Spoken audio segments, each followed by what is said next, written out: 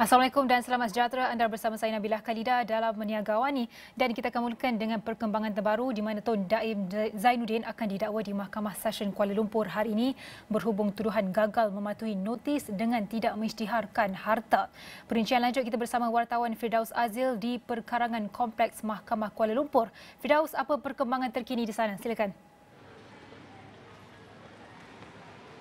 Okey, baik, terima kasih Nabila di Bukit Jalil. Seperti yang dimaklumkan, mungkin saya boleh kongsikan bahawa bekas Menteri Kewangan itu tiba di Kompleks Mahkamah Kuala Lumpur Jalan Duta kira-kira pukul 8.45 pagi tadi ditemani oleh isteri beliau,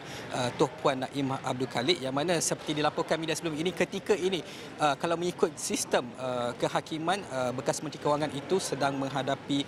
pertuduhan di Mahkamah Magistrate di hadapan Hakim Azura Alwi berhubung dengan tuduhan gagal mematuhi notis dengan tidak mengisytiharkan harta, yang mana pendakwaan itu dilakukan di bawah Seksyen 36/2 iaitu Akta Suruhanjaya Pencegahan Rasuah Malaysia 2009 berkaitan dengan kesalahan berkaitan dengan pendedahan aset. Dan kita kalau boleh juga saya nak kongsikan sebelum saya nak memperincikan sedikit tentang kes ini, kita rakan-rakan media kalau anda dapat lihat sudah berkumpul di sini pukul 7 pagi tadi, dan di sebelah sana itu ada sedang menanti sekiranya selesai pertuduhan, berkemungkinan besar mungkin akan ada sidang media seperti yang dilakukan kelaziman sebelum ini. Dan juga saya nak kongsikan bahawa bekas Menteri Kewangan itu diwakili oleh bekas ataupun mantan Peguam Negara Tan Sri Tommy Thomas, yang mana pada awal bulan ini pada 11 Januari lepas beliau dan keluarganya telah memfailkan permohonan untuk mencabar permohonan berkenaan siasatan kehakiman, iaitu antaranya selain pada Daim sendiri, iaitu Tuan Puan Naimah serta 4 orang anak mereka, Asnida, Mat Wiradani, Muhammad Amin Zainuddin, Muhammad Amin Zainuddin berserta dengan Ilham Tower Sendirian Bahad yang telah memfailkan permohonan itu pada 10 Januari lepas dan telah menamakan SPRM serta pendakwa raya sebagai responden, yang mana di dalam antara sedikit hujah Tan Sri Thomas bahawa ini adalah berkaitan tentang pendedahan Tun Daim Zainuddin yang disebarkan ataupun didedahkan melalui Pandora Papers, dan Tan Sri Tommy Thomas berkata bahawa SPRM hanya merakam keterangan Daim setahun setengah selepas kertas Pandora dikeluarkan, hanya pada Jun 2023, 2 tahun selepas itu baru SPRM mula mempergiatkan. Ini adalah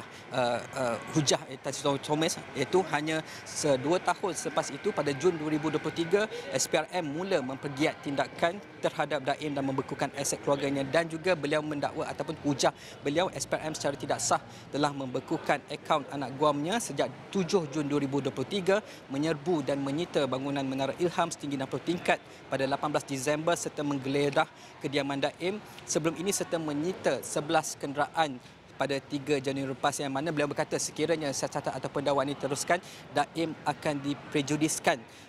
Dan katanya lagi antara hujahnya ialah anak guam saya kini berusia 85 tahun dan berharap untuk beliau mengingati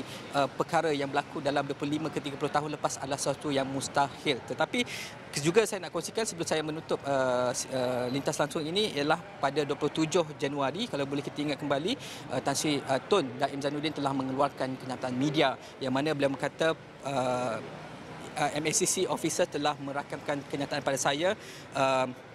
Peguam saya dimaklumkan bahawa saya akan didakwa pada 29 Januari berkenaan tentang Seksyen 36/2, dan so be it, I look forward to my day in court. Itu yang kenyataan dikeluarkan oleh Tun Daim Zainuddin. Buat masa ini kita akan terus menantikan di sini, kita akan mendengar sekiranya kita boleh mendapat fakta pertuduhan dan sebagainya, dan juga sekiranya akan ada sidang media yang dilakukan sama ada oleh beliau ataupun peguam yang mewakili beliau sendiri. Jadi buat masa ini Nabila, itu saja saya kira lintas langsung dari Kompleks Mahkamah Kuala Lumpur Jalan Duta. Kembali pada Nabila.